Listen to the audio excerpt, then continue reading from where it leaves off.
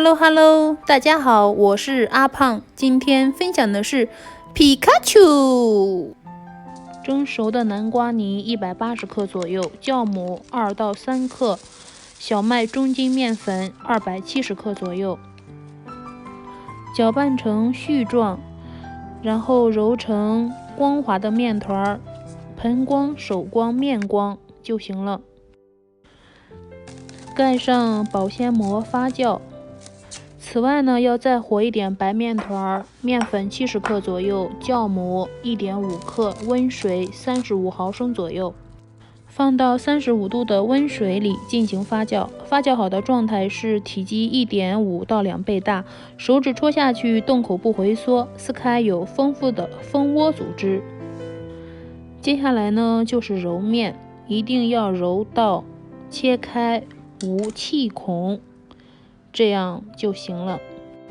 加适量的红曲米粉，准备做皮卡丘的腮红用。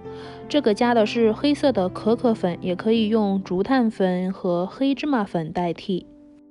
接下来就仔细的看视频吧。好多人问我就是那个发酵时间有多长，其实这个不太确定，因为最靠谱的就是看那个发酵状态。先揉一个圆圆的脑袋，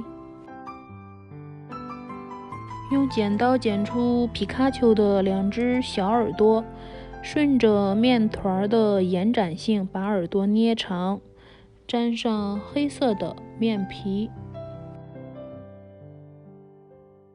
如果没有这个圆形模具的话，那么家里面只要是圆形的、干净的都能用。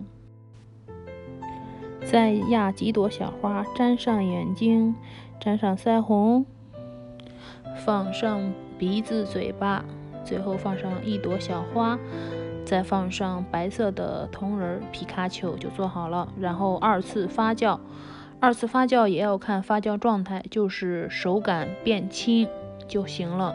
然后中小火冷水上锅，翻滚吧皮卡丘！